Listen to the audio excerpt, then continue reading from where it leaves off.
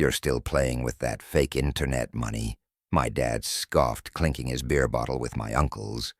The whole backyard exploded in laughter. That was the moment I knew this wasn't just another family BBQ.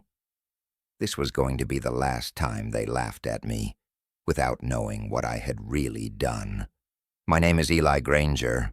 I'm 27 years old, and for the past 6 years I've been quietly building a blockchain company from my cramped apartment in Tulsa. They never took it seriously.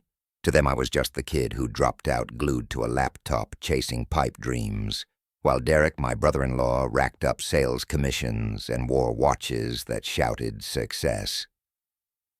Every family gathering was the same polite questions, backhanded jokes, and advice I never asked for.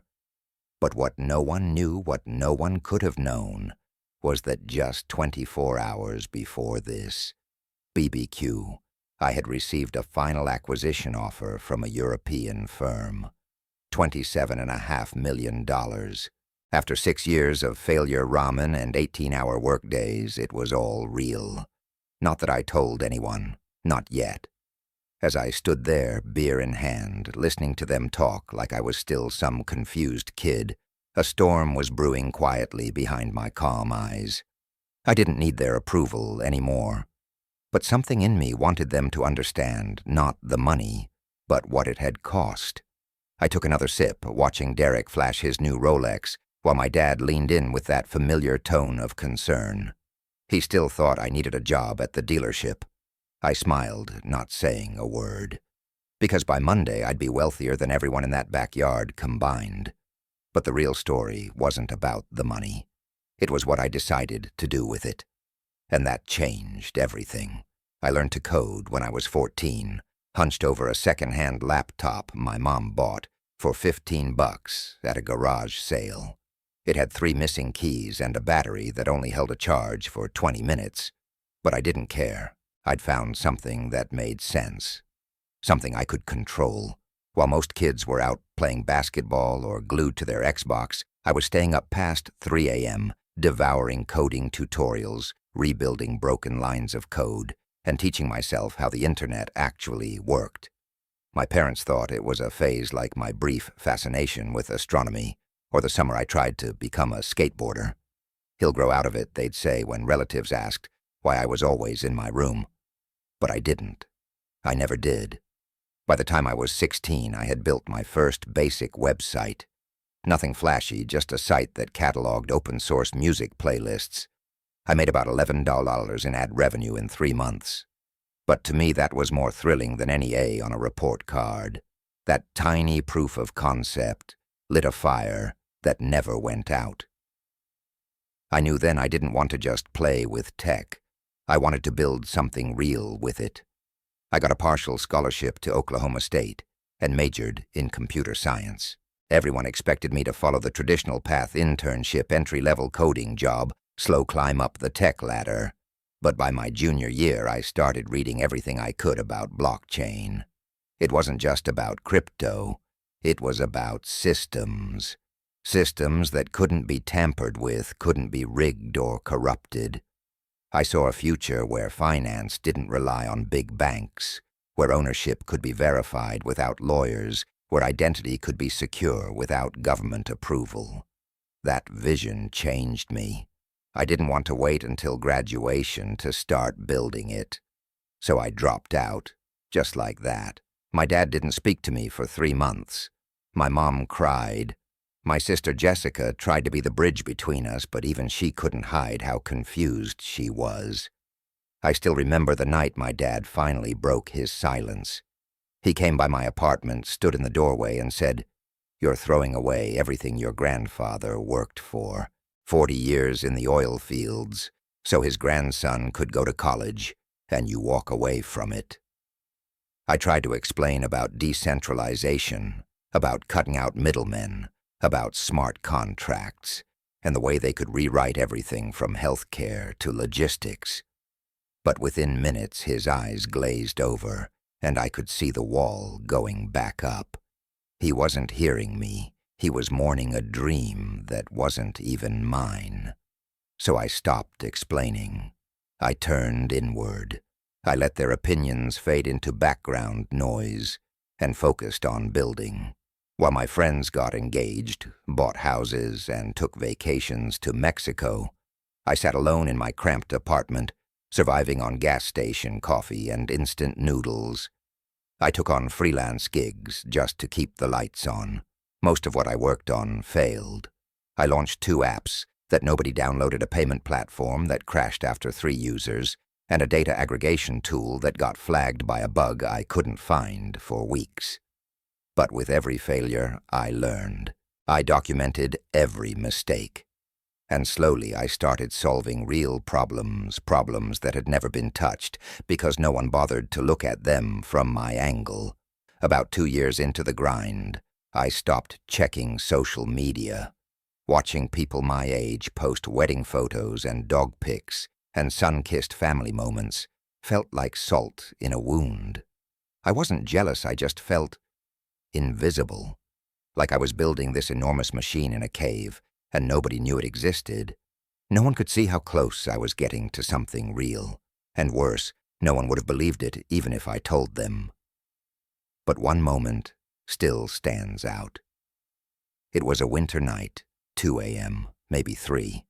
I'd just debugged a persistent error in my code that had cost me over 300 hours of sleep and sanity. When it finally ran clean, I remember sitting in the dark, staring at the screen and whispering, "This works. This actually works." That moment didn't come with applause or paychecks. No one knew. But for the first time in years, I felt certainty. That was my high point. My highlight reel, not a paycheck or a round of funding, but the realization that I had built something from nothing that functioned exactly as I intended. It didn't matter that no one saw it. Not yet. I knew I was closer than ever to something that could change everything, not just for me, but for the world. I could feel the shift under my feet. I just didn't know yet how quickly it was coming. Because 8 months later I would publish a white paper that would pull venture capitalists into my inbox overnight and put me on a direct path to the deal that changed my life forever. But that's when the stakes and the questions got even higher. 8 months ago, I uploaded a technical white paper outlining a new blockchain optimization protocol I had been quietly working on for over a year. It wasn't flashy or filled with buzzwords.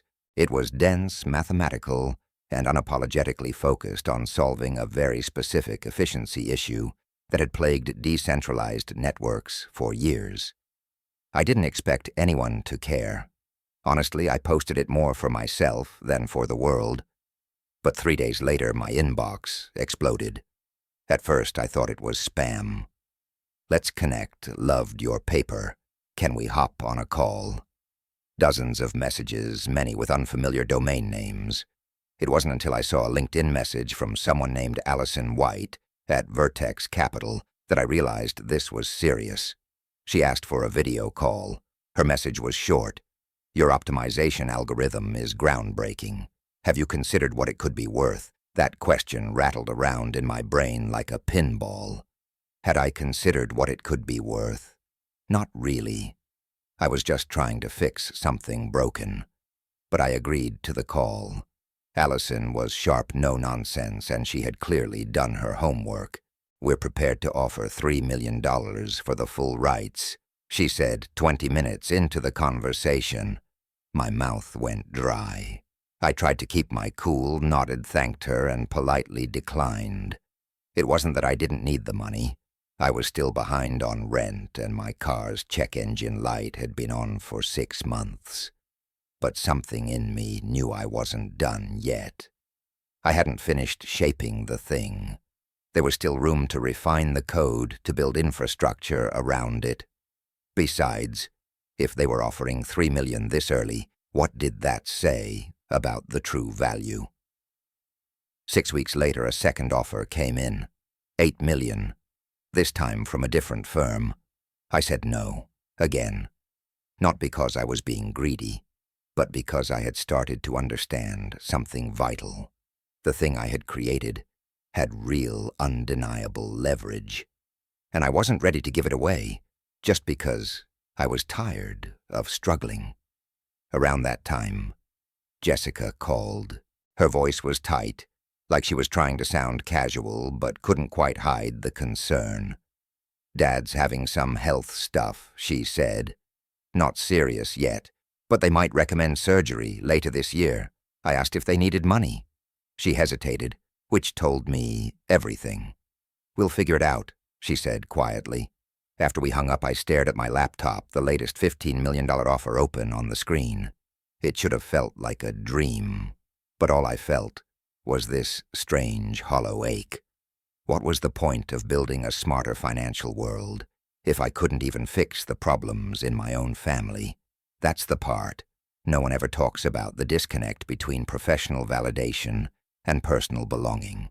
You can be seen as a genius to strangers and still feel invisible at home. 2 days before our annual family barbecue, I sat in a virtual meeting room with 5 executives from a major European tech group. After 6 rounds of negotiation, they delivered their final offer, $27, $5 million with a 2-year consulting contract at $180 per year. "We need your decision today, Mr. Granger," the CEO said. I asked for 1 hour, left the apartment, walked through my neighborhood. It was a warm afternoon, the kind where you can smell burgers on every corner. I passed kids shooting hoops, dads mowing lawns, dogs barking at squirrels, normal lives. The kind my parents could see and understand. The kind they respected. What I was building lived in a world they couldn't touch. No offices, no suits, no clear end product. Just lines of code, protocols, and trustless systems. The irony wasn't lost on me. I was finally being offered a fortune, and I had no one to celebrate with. When I got home, I signed the contract and closed the laptop. No champagne, no Instagram post, just silence. Then something unexpected happened. I didn't feel victorious. I felt still, like I'd reached the top of a mountain and found the view wasn't what I expected. All the ramen, all the sleepless nights, the ridicule, the self-doubt, it led here. To a number. And yet it wasn't the number that stayed with me. It was the feeling that no one in my world truly understood what I had done. And maybe that's why I didn't say anything at the barbecue. As I watched my dad crack jokes about internet money and Derek show off his luxury watch, I could have pulled out my phone. I could have shown them the confirmation email, the transfer notification, the consulting agreement. But something in me held back. Not because I was afraid, but because I realized this wasn't about proving them wrong anymore. That part of me had already died quietly somewhere between the 3rd rejection and the final debug. Still deep down, a new question was forming, one that would define everything that came next. Now that I had the money, what was I going to do with it? Not just for me, but for the people who never believed, never saw, but who still mattered. That answer would come, but not in the way anyone expected. When I got home that night after the barbecue, I didn't feel like celebrating. There was no champagne, no one waiting with congratulations, no moment where the world paused to acknowledge what had just happened. I opened my laptop again. The wire transfer from the European firm was still marked pending. It was surreal. I stared at the screen, feeling this heavy stillness settle into the room. My entire life had just changed. And yet the only sound was the humming of my old fridge and the occasional car passing outside. For the first time in years, I felt something close to peace. But it wasn't joy. It was more like the kind of peace that comes after exhaustion. The next morning, the money was in my account. I checked it 3 times to be sure, $27.5 million, sitting there like a number that didn't belong to me. I sat back and looked around at the peeling walls of my apartment, the beat-up furniture, the stack of takeout containers I still hadn't thrown out. Nothing about my environment had changed. and yet everything had. I spent the day doing something I hadn't done in months. I rested. I turned off my notifications, shut down my email, and let myself breathe. But even then my thoughts kept circling one question: what now? What do you do after you've quietly won the game no one thought you were playing? Later that week, I met with Olivia, a financial advisor referred by a contact at Vertex. She was in her late 40s, professional but calm, with an easy way of talking about absurd amounts of money, like it was just another Tuesday. Most people in your position want to make a splash, she said, scanning the documents I'd emailed her ahead of time. Mansion, Ferrari, trips to Dubai. You're saying you don't want any of that? I shook my head. No, I said. That's not me. She smiled without surprise. I can see that. Instead, we started mapping out something different. We set up a series of private charitable trusts, anonymous ones. I gave her names: my parents, Jessica, Emma, my Uncle Frank, who'd lost his job last year, even Derek. I didn't want them to know the money came from me. I wanted them to just get what they needed quietly, without pride getting in the way. Here's the part I didn't expect: giving felt better than the money ever had. When I signed the documents that would fully cover Emma's future education, I felt a spark I hadn't felt in years. Not pride, not power, just relief and clarity. It wasn't about proving myself anymore. It was about lifting burdens, ones that my family carried quietly, the way working-class families often do, with dignity, even when they're drowning. 3 weeks later, Jessica called, crying. Emma needs braces. Dad's surgery is officially scheduled, and Derek just found out they're slashing his commission structure at work. I don't know what to do, Eli. I knew this was coming. The grant for Emma's braces had already been approved through a nonprofit I created under a different name. The surgery costs already wired to the hospital via another anonymous fund. I might be able to help a little, I offered carefully. Thanks, she said, her voice soft, but Dad doesn't want charity, especially not from you. He thinks you should be focused on finding a stable job instead of, your crypto thing. That hit me harder than I expected. It shouldn't have. I knew how he thought. But hearing it again even now, it still stung. My own father would rather struggle than accept help from me, because in his eyes I hadn't done anything real. I sat with that feeling for a long time after we hung up. It wasn't anger. It was sadness. The kind that comes from knowing you've crossed into a world your family may never fully understand. 2 days later, Jessica called again, her voice filled with disbelief. You won't believe this. Some foundation just called. They're covering Dad's entire surgery. And Emma, she got a full orthodontic scholarship through school. They said someone endowed it for kids in her grade. I kept my tone neutral. Sounds like your luck's turning around. She paused. It's weird, right? All this happening at once. Sometimes good things just happen, I said, keeping my voice steady. That night I stared at the ceiling and wondered how many people out there are carrying quiet burdens just like my family. How many could be helped without ever knowing who helped them? What would you do if you had the power to change lives without ever taking credit? Would you step forward or stay in the shadows? A few days after that, I got a text from Derek. Dude, did you hear about the farm? My grandfather's old farm had been in tax trouble for years. My dad and his siblings had been trying to save it, but the bills always outpaced them. What happened? I texted back. Someone paid off all the back taxes. He replied, anonymous donation. Your dad's freaking out. I leaned back in my chair and smiled. That's great news, I typed, knowing the final payment had cleared just 2 nights before. The moment I read that text, something in me shifted again. It was the first time I realized I wasn't just fixing problems. I was rewriting the story my family told themselves about what was possible. Not overnight, not all at once, but piece by piece, quietly. What would come next wasn't about stealth anymore. It was about planting seeds, giving them the tools, the access, and eventually the knowledge to shape their own future. Whether or not they ever knew who made it possible. Because maybe real success isn't measured by applause. Maybe it's measured by what you're willing to give when no one's watching. ChatGPT Janoi. The night after Derek's text about the farm, I drove out to the edge of town. There's a spot just past the old rail yard where you can see all of Tulsa laid out like a lit-up circuit board.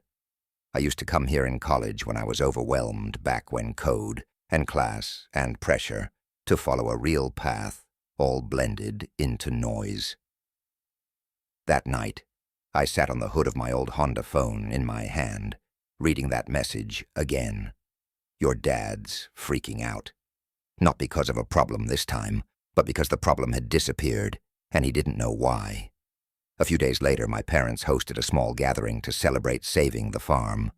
Nothing extravagant, just barbecue cold drinks and folding chairs in the backyard. My mom made her signature potato salad. My dad grilled ribs with a confidence he hadn't shown in months. The tension I'd grown used to at these gatherings was strangely absent. It felt different, warmer, lighter. At one point, my aunt raised her glass and said, "To whoever saved the farm, thank you wherever you are." That opened the floodgates. Maybe it was Kyle, someone guessed. He's doing well at that new management job. Kyle laughed. Wish I could take credit. Maybe it was one of those tech billionaires doing good deeds, Derek said. I didn't react. I just listened as they tossed around theories.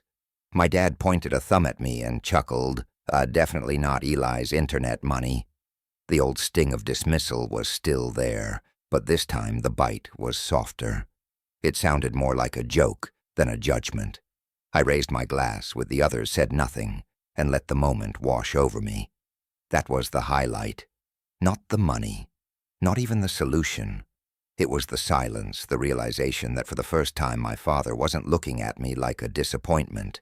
He was just looking at me. Curious, maybe even a little proud, though he didn't know why. Have you ever had a moment where someone close to you finally saw you differently, even if they couldn't explain it? Share it in the comments. I'd love to hear your story. About 3 months after I signed the deal, Allison from Vertex called again. They've begun integrating your protocol ahead of schedule, she said. The early metrics are outperforming projections by a wide margin. I barely had time to respond before she added, "Your earn-out bonus just tripled." I sat there in silence as the numbers sank in. My net worth, which already felt surreal at $27.5 million, had just jumped to nearly $40 million. I thanked her, hung up, and stared at the wall of my apartment, the same cracked paint, the same bookshelf held together by duct tape, the same tiny table I'd coded on for years. That night my mom called. "We miss you," she said. "Dinner's on Sunday. It's been too long." She paused, then added, "Your dad wants to talk to you about something." I drove to my childhood home with a strange mix of nerves and anticipation. The dinner was casual, but I could feel something building under the surface. After we cleared the plates and my mom brought out dessert, my dad cleared his throat. "I've been thinking," he said, not looking at me at first. "You've been working on this crypto thing for a while now. Maybe there's more to it than I thought." I blinked. For a second, I wasn't sure I heard him right. "What changed your mind?" I asked. He shifted in his chair, folded, and refolded his napkin. "I've been reading up on it," he admitted. "All these things happening with the farm, the surgery, Emma's braces. It just got me thinking maybe there's more going on than we know. Technology, I mean. Maybe we've been too quick to dismiss it. Dismiss you." My mom nodded. "We don't understand all of it, but we'd like to, if you're willing to explain it again." Something caught in my throat. I nodded. took a breath, and began. For the next hour, I walked them through the basics, what blockchain actually is, how it works, what makes it secure, why it matters. I expected their eyes to glaze over, but they didn't. My dad asked questions, real ones. My mom took notes. I felt for the first time in my life like they weren't just listening to be polite. They were listening to understand. When I stood to leave, my dad walked me to the car. "Son," he said, his voice quieter than usual, "I've been hard on you. I worried you were throwing your life away. But these past few months have made me think about what really matters. It's not the job title. It's not the money. It's family." He paused. "Whatever happens next, I want you to know I'm proud of you. For sticking to what you believed in. That takes guts." I couldn't speak for a moment. I just nodded, my throat tight. On the drive home, something settled in me. Not closure, something deeper. Acceptance. My father hadn't just started to believe in crypto. He'd started to believe in me. What came next wouldn't be about secrecy anymore. It would be about shaping something lasting, something they could be part of. And it would all begin with one quiet conversation I'd been putting off for too long. The next morning, my phone buzzed with a call from Jessica. Her voice was low, like she didn't want anyone else in the house to hear. "Eli, something weird is going on," she said. "Derek thinks someone is helping our family out anonymously." I kept my tone calm. Why would he think that? She let out a short breath. Too many coincidences. Emma's braces, Dad's surgery, the farm. Now he just got offered a job at a new dealership out of nowhere. Better pay, better benefits. It's like someone's pulling strings. I leaned back in my chair, staring at the ceiling. I had tried to space things out to make it look organic. But Derek wasn't stupid. He noticed patterns for a living. "He thinks it might be you," Jessica said bluntly. "Says you've been acting different lately. Calmer. Like someone who doesn't have to worry anymore." That caught me off guard. I had been careful, no big purchases, no changes to my routine. I still lived in the same apartment, still drove the same car. But maybe there were subtle shifts I hadn't noticed. Maybe the weight I'd carried for years had finally lifted just enough for people to see the difference. "What did you say to him?" I asked. "I told him that was ridiculous," she replied. "Unless your internet money finally paid off." She tried to laugh, but it sounded uneasy. I changed the subject, but after we hung up, I sat still for a long time. Maybe I'd underestimated how closely people watch each other, especially family. Have you ever done something in secret, only to find out people knew all along? Drop a comment. I'd love to hear how you handled it. Later that week, I met with Olivia again to assess the progress of the trusts and the charitable accounts. "The anonymous approach is working well," she said, clicking through a spreadsheet. "But your family is starting to notice the pattern. Sustainable giving gets tricky when the recipients start connecting dots." I nodded. "My brother-in-law's suspicious." "You have options," she said. "You can space out the gifts more, keep them small. You can build a formal family trust and include stipulations around privacy. Or you can just tell them the truth." I didn't answer right away. The truth, I had never actually considered it. Not seriously. At first it had been about protecting my ego, avoiding the "I told you so" moment that honestly would have been satisfying, but short-lived. Then it became about something deeper, a desire to give without asking for anything in return, to help without rewriting how they saw me. "What's holding you back?" Olivia asked gently. "I'm not sure," I said. "Maybe I'm afraid it would change things." "It might," she said. "Money usually does, but sometimes not the way you think." That stuck with me. I couldn't shake it for days. So I decided to try a different route, a middle path. If I was going to start peeling back the curtain, it had to begin with someone I trusted completely. Someone who would understand why I'd done it this way. Someone who wouldn't rush to tell the whole family. I texted Jessica and asked her to meet me at a coffee shop downtown. "You're scaring me," she said when she arrived. "You never asked to meet like this." I slid a folder across the table. "I need you to look at this." She opened it and started flipping through the legal documents. Her eyes narrowed. "What is this, a trust fund?" I said. "For Emma. Fully funded. It'll cover all her education costs, high school, college, even grad school if she wants." She looked up at me, stunned. "This is millions of dollars." I nodded. "Where did you get this kind of money, Eli? What did you do, sell drugs?" I laughed. "Remember that blockchain project everyone made fun of?" Her face changed as the pieces started clicking into place. "You sold it 5 months ago. 27.5 million. It's closer to 40 now with bonuses." Jessica stared at me like I had just admitted I was from another planet. "All this time, while Dad was still offering to get you a job at the dealership, I wasn't trying to make a point," I said. "I just wanted to help everyone without it becoming about me." She shook her head, smiling despite the disbelief. "You're unbelievable. Why are you telling me now? Because I need help. I want to start setting things up more officially, a family trust, but I don't want it to feel like some grand gesture. I'd rather they understand what it's for before they understand how much there is." She sat back, folding her arms. "You always were the quiet, complicated one." I smiled you in. She didn't hesitate.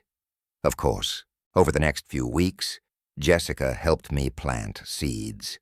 She started bringing up blockchain success stories during casual dinners. She asked Derek if he could explain cryptocurrency to our parents, giving me the perfect opportunity to chime in without sounding like I was lecturing. We found subtle, natural ways to ease the family into seeing me differently, not as a millionaire, but as someone who might actually know what he's talking about. Then one day Jessica called with an idea I hadn't expected. "Emma's school is doing a career day," she said. "Would you speak about being a developer?" I hesitated. "You sure that's a good idea? I think it's the perfect one," she said. "And I already told Mom and Dad. They're coming to support Emma. So is Derek." I could hear the implication behind her words. This wasn't just about career day. It was the next step. A way to start telling the truth, one layer at a time, and maybe finally show them what I'd been building all along.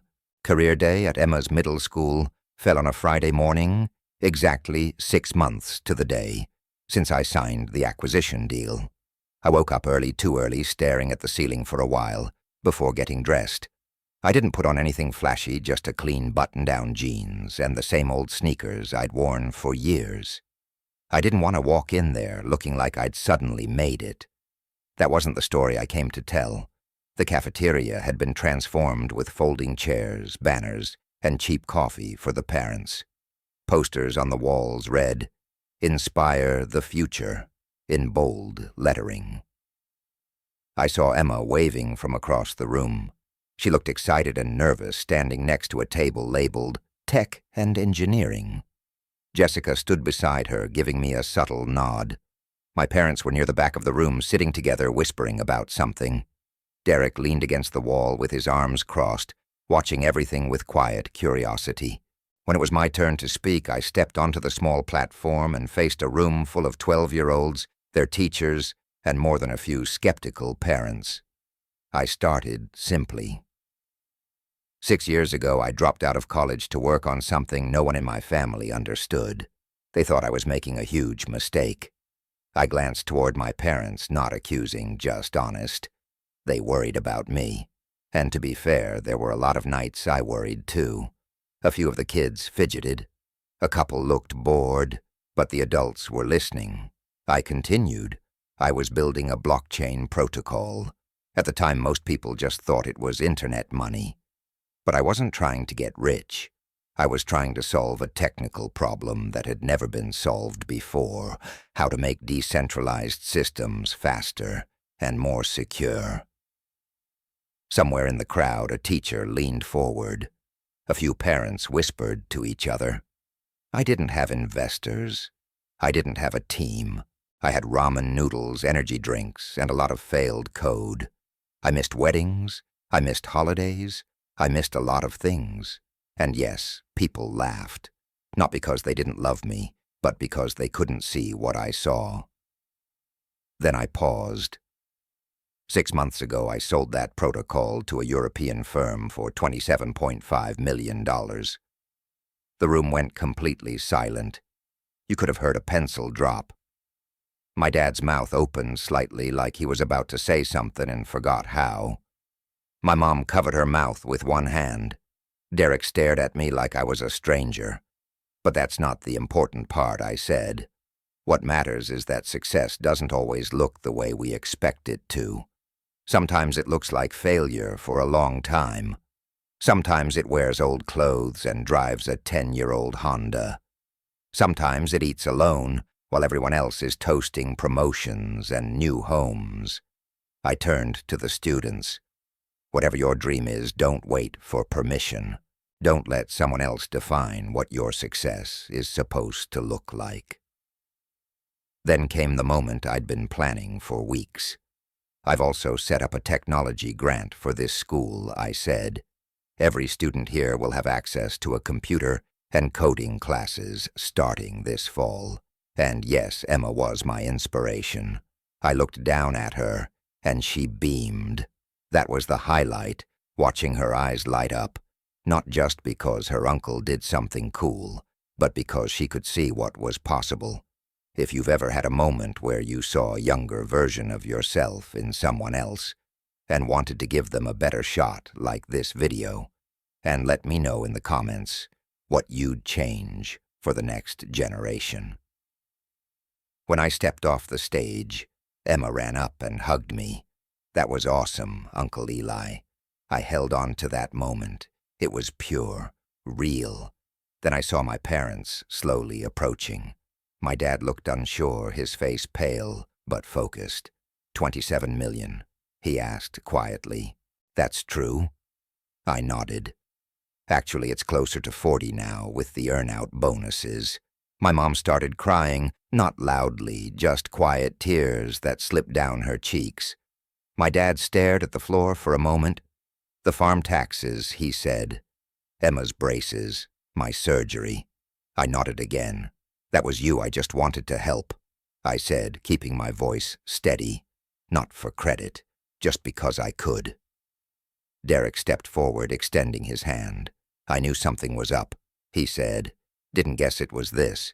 He laughed, shaking his head. I've been offering you car dealership jobs.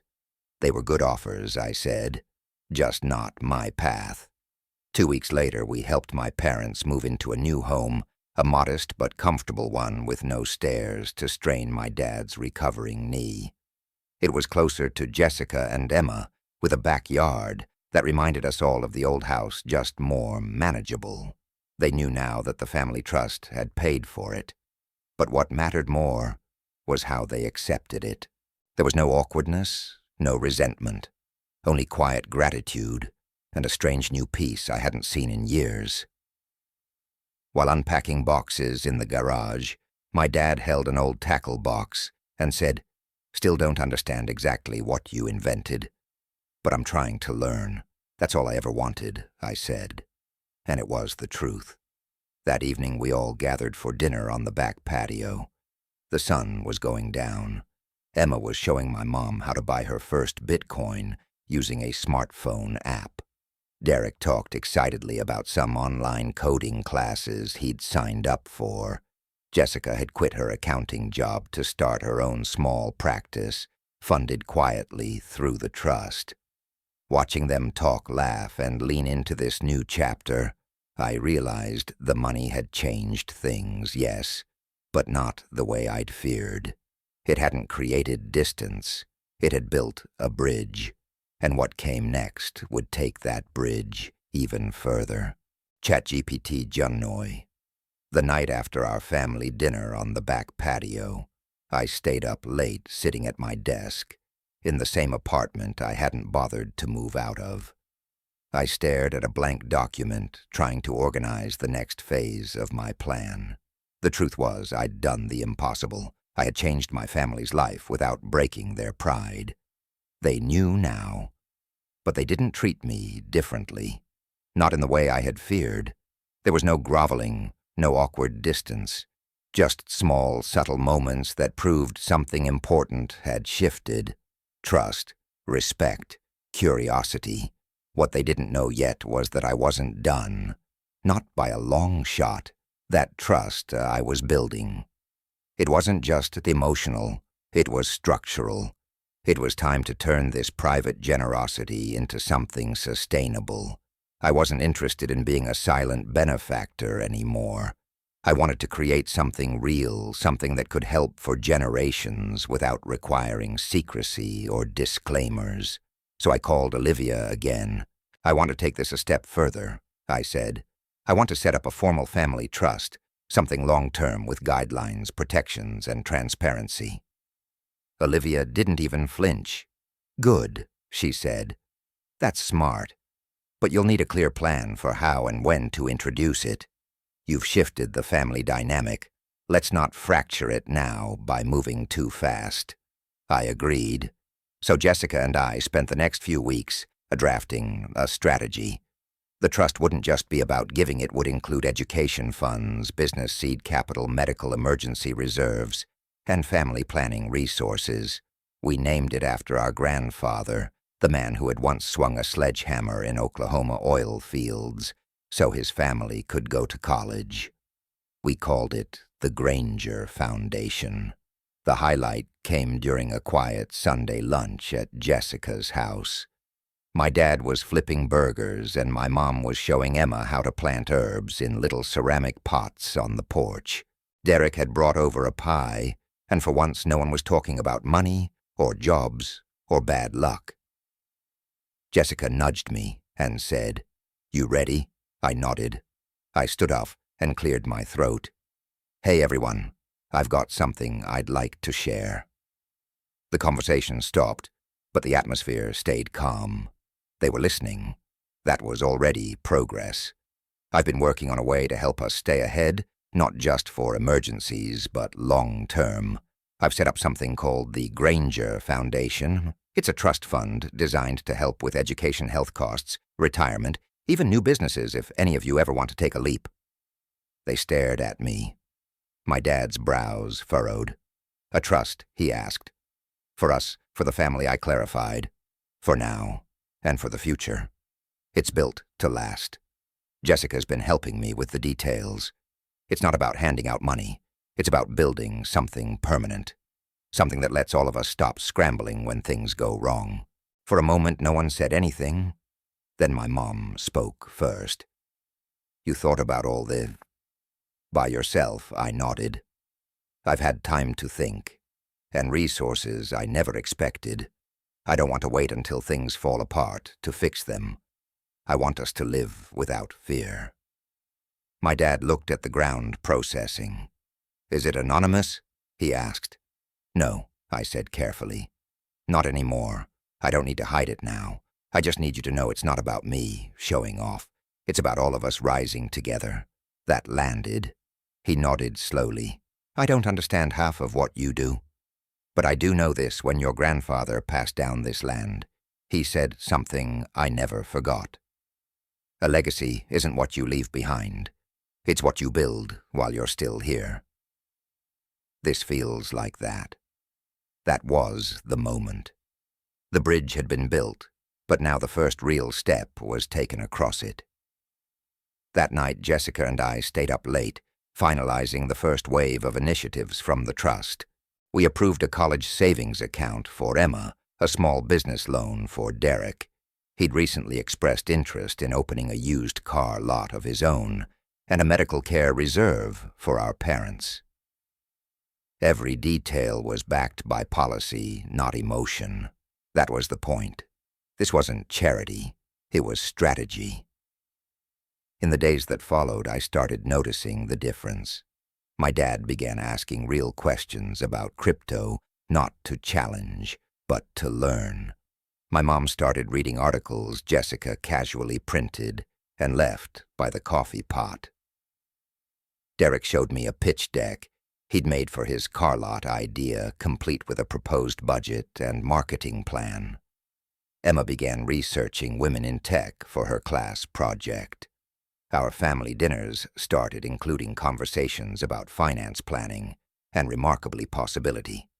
Have you ever seen a family go from surviving to planning for the future?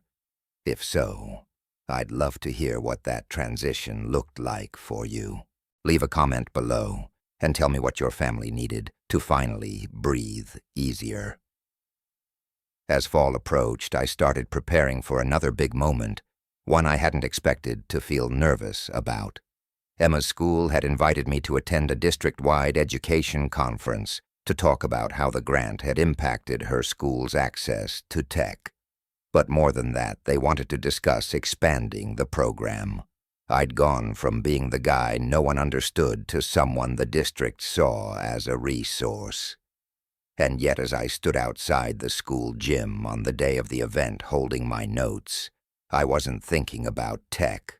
I was thinking about legacy, the kind you don't announce but grow quietly like roots beneath the soil. And this, I knew, was just the beginning. The district education conference was held in a high school gymnasium about 20 minutes outside Tulsa. When I arrived, the place was already buzzing teachers, pinning up posters, students testing robotics kits, and administrators shaking hands with each other like they were running for office. I found my name tag at the registration desk, Eli Granger, independent developer and philanthropist. That last word felt strange. I hadn't set out to become one. But maybe this was the natural evolution of what I'd built, a quiet success turning into public service. They slotted me into a panel between a former NASA engineer and a startup founder from Austin who ran a coding camp for girls. I wasn't sure what I could offer that they couldn't. But when it was my turn, I skipped the jargon. I'm not here because I made a fortune in blockchain, I told the room. I'm here because I realized that knowledge without access is just a closed loop. Too many brilliant kids never touch code because they never see it as an option. I'm trying to change that. That got their attention. I spoke about Emma's school, the new laptops, the after-school coding club. I told them about the kid in the 6th grade who had already built his first game, and about the teacher who'd cried in a hallway because she finally had tools that worked.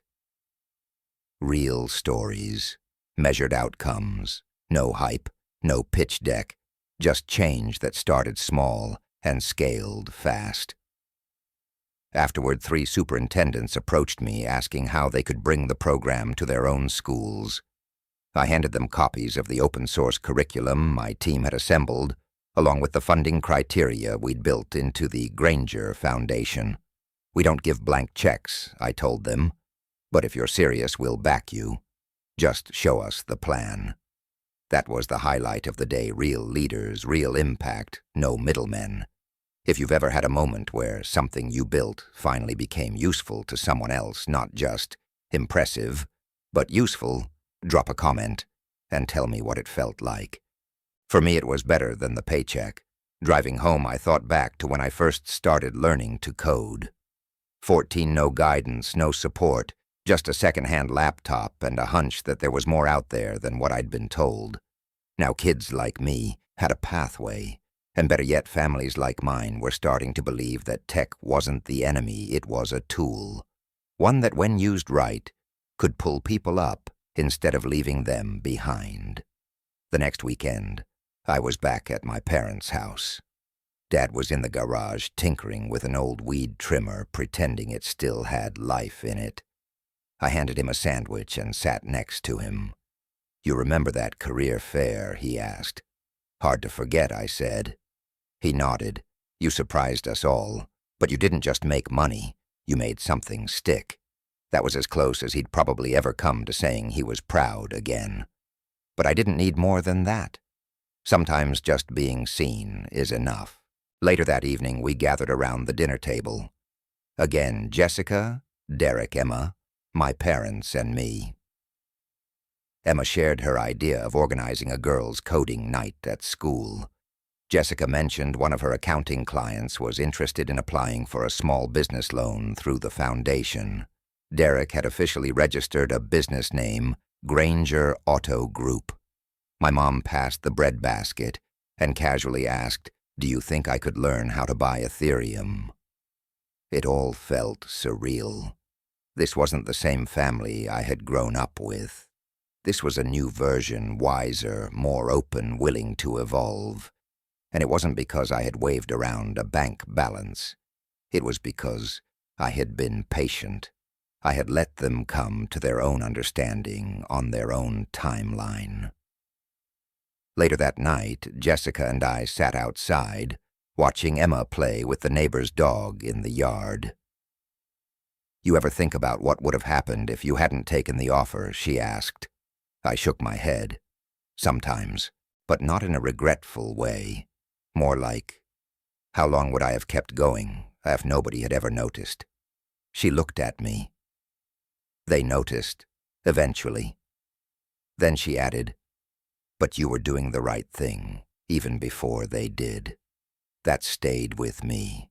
If you're someone who's been grinding for years without recognition, whether it's at work with your family or in something you believe in, don't give up. People don't always see the value of what you're building until it's finished, and even then some of them might need time. But time used wisely builds trust. Drop a like if you know what it means to wait for respect instead of demand it. And tell me in the comments, what are you quietly building that the world hasn't seen yet? As I left Jessica's that night, I got a notification on my phone. An email from a nonprofit in Austin. One of the superintendents I'd met had already drafted a proposal and built a local coalition to match our grant. They were ready. All they needed now was the green light. I looked up at the sky, clear and quiet. Somewhere along the line, this had stopped being about redemption. It had become about replication. And if we did it right, this next step wouldn't just change our family. It could change 100 more. 2 days after I got the email from the Austin superintendent, I was on a Zoom call with their entire district team. There were 8 people on the screen, principals, board members, community reps, all leaning in, eager-focused. They'd spent the weekend building out a pilot plan to launch coding access programs in 3 middle schools, with a goal of scaling across the district by next year. It wasn't just a wish list. It had budget projections, curriculum outlines, measurable outcomes. They had done the work. Most grants we apply for take months to process, one board member said. But your foundation already has the funds and the infrastructure. This could move fast, really fast. I told them they'd have an answer within the week. I already knew it would be yes. But I'd learned not to rush big steps. You don't just throw money at a system and expect it to improve.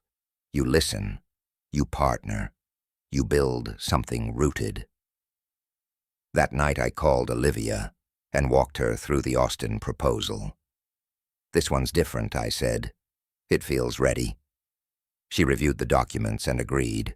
"Approve it," she said. "And while you're at it, start thinking about how you want to scale this model. You can't run this all yourself forever." I knew she was right. I needed people, a team, maybe even a board. But part of me hesitated. Letting others in meant letting go of control. And this project had been my lifeline for so long. Still, progress demands trust. So I started small, reaching out to 3 people I respected from different stages of my journey. A college professor who'd once encouraged me before I dropped out. A product manager I met during a brief stint contracting with a blockchain firm in Denver. And Allison from Vertex, who'd stayed in touch, still sharp as ever. They all said yes. That weekend, Emma came over to help me test a few educational apps we were building into the curriculum. She curled up on my couch with my tablet while I adjusted some back-end settings. "You know what's weird," she said. "It doesn't feel like you're the rich guy." I looked at her. "What do I feel like?" She shrugged. "Like Uncle Eli, just smarter now. That hit me harder than I expected. All the money, the structure, the evolution, it hadn't distanced me from the people who mattered. It had made me more available to them, more rooted. That's something no balance sheet could quantify." Later that evening, Jessica dropped by. She'd just onboarded her third client in her new financial consulting business, which was now operating out of a small office downtown. "People are responding to what we're doing," she said. "They're asking how we got here, wanting to model it." I smiled. "You ready for that?" She shrugged. "As ready as you were when you wrote that first white paper." Then she added, "You know I still have that document saved. The one that started it all. That was the highlight. Knowing that the version of me who stayed up coding in a dark apartment still mattered to someone. That his work wasn't just useful, it had sparked a legacy. If you've ever created something years ago that's only now bearing fruit, hit the like button and tell me what kept you going. Because sometimes the results come so much later that you forget where the seeds even came from." The next day, I met my dad at a diner we used to visit when I was a kid. Over chicken fried steak and black coffee, he surprised me. "I've been thinking," he said. "I want to learn, not just nod along while you talk.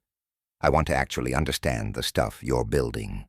I didn't know what to say at first. This was the man who once offered me a job at a car dealership and warned me about wasting my life on fake internet money, but he meant it. So that afternoon we sat side by side in my living room laptop, open walking through the basics of decentralized networks. He took notes, asked questions, got frustrated, smiled when something clicked. And when we wrapped, he turned to me and said, "You know I don't get it all, but I'm proud of what I do understand. And I'm more proud that you never gave up." That's when it really hit me. The money was never going to be the full reward. The house, the trust, the conferences, they were all external. But this moment right here was internal. It was healing. Full circle. If you've ever had someone finally see your world after years of disconnect, tell me what that moment looked like. Was it quiet, loud, awkward, beautiful? Let me know in the comments. A few days later, I finalized the green light for Austin. The funding went through. The program launch was set for early spring. Olivia called and said, "You're officially operational in 3 districts. That's a system, Eli." She was right. It wasn't just about my family anymore. This was becoming something much bigger. And soon, I'd get a call that would push me to think even bigger than I ever had before. The call came on a Tuesday afternoon while I was reviewing data from the pilot programs in Tulsa and Austin. The results were better than expected. Student engagement in the new coding modules had doubled, and attendance in after-school tech clubs had jumped by 60%. I was about to write a recap email to the Granger Foundation board when my phone rang. It was Allison. "I need 10 minutes of your time," she said. "You're about to get invited to something that could change everything again." She explained that a major national education nonprofit, one I'd admired quietly for years, had been following our work. They wanted to speak with me about a potential partnership, not just funding. Strategy. They were planning a nationwide initiative focused on digital equity in underserved schools, and they thought the Granger Foundation's model could be the blueprint. "They want to bring you in as a co-architect," she said. "This isn't a small move. It's game-changing." I remember staring at the floor of my apartment, the same scuffed-up tile I'd walked across 1,000 times. There were crumbs from Emma's last visit, still on the rug, a half-drunk cup of coffee on the table. Nothing looked extraordinary, but I knew without a doubt This was one of those rare moments when life was about to stretch wider than I had planned for. The meeting was scheduled for Friday. I didn't sleep much that week, not because I was nervous, but because I couldn't stop thinking about how far everything had come from that cramped apartment, those 18-hour coding days, and the constant echo of, "When are you going to get a real job?" Friday morning came, and I walked into a glass-walled office in downtown Oklahoma City.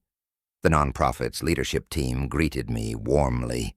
They had charts, projections, and research papers spread across a polished table. "Your model is lean, scalable, and rooted in lived experience," the executive director said. "We want to integrate it into our nationwide digital learning roadmap." For a few seconds, I didn't speak. It wasn't hesitation, it was weight. The responsibility of what they were offering.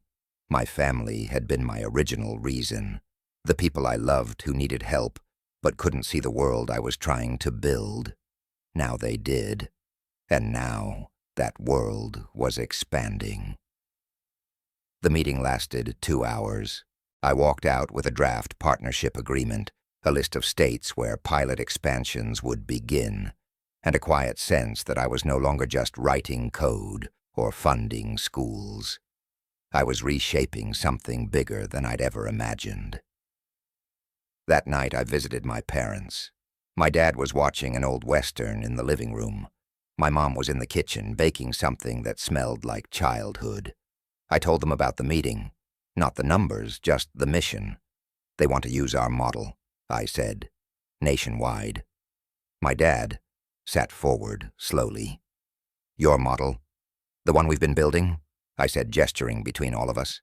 "From the school grant, to the family trust, to Jessica's business. Everything." He didn't say much, just nodded and said, "Well, I hope you saved that first version of the code. Someday someone's going to want to know where it started." I smiled. I saved everything. Later on the porch, my mom joined me with 2 mugs of tea. "I think I finally get it," she said. "It was never just about money." "No," I said. "It was about building something that lasts." That was the highlight of the day, not the partnership, not the scaling plan, not the national reach. It was that sentence. She finally understood what I'd been chasing all those years. Stability, access, belonging. If you've ever been misunderstood for a long time, only to finally be seen, really seen, tell me what broke through. Was it words? Actions time? Drop a comment. Your turning point might help someone else find theirs. Before I left, my mom pressed something into my hand. It was a tiny folded piece of notebook paper. I opened it later that night, back at my apartment. It was the hand-drawn sketch of a rocket I had made when I was 10 years old, with the words, "I'll go far," written in blocky letters at the bottom. She had kept it all these years. I placed it on my desk beside my laptop, not as a trophy, as a reminder, because no matter how far you go, some part of you stays grounded in where you came from. And tomorrow I'd return to that same place once more, but this time with a gift for every student in the district where I was raised.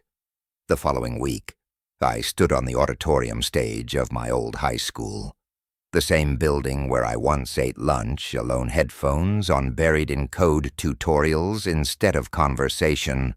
The room was full of students, teachers, parents, and district officials. Behind me, a banner read, "Granger Foundation Technology Grant Ceremony." I took a breath before speaking, not because I was nervous, but because I felt the weight of what had come full circle. When I was your age, I began. I didn't think anyone would ever understand the way my mind worked. I spent a lot of time trying to fit into a world that didn't make space for quiet kids who dream big. I thought success meant leaving all of this behind, but I was wrong. True success isn't about distance. It's about roots. It's about building something that lets others stand taller because you stood for something first. I looked out at the students and saw curiosity, hope, and maybe even pieces of my younger self. That was the moment I realized I had become someone I would have looked up to as a kid. And not because of the money, but because I didn't give up when no one understood. I worked, I failed, I learned, and I stayed the course. After the ceremony, my dad hugged me. A real hug. No words. He didn't need to say anything. I knew. In that quiet, everything was said. That day didn't just mark the expansion of the foundation, it marked the completion of a deeper transformation. My family had changed. I had changed. And now we were building a legacy that stretched beyond our name. If you've followed this journey, I hope it's reminded you that the things people laugh at today might be the things they admire tomorrow. Keep going. Your path doesn't have to make sense to anyone else to be real. Leave a comment if something in this story resonated with your own, and let's keep the conversation alive. And if you haven't subscribed yet, now's the time. This channel isn't just about success stories. It's about quiet strength, real growth, and the courage to keep building, even in silence. Because sometimes the most powerful stories are the ones no one saw coming until they did.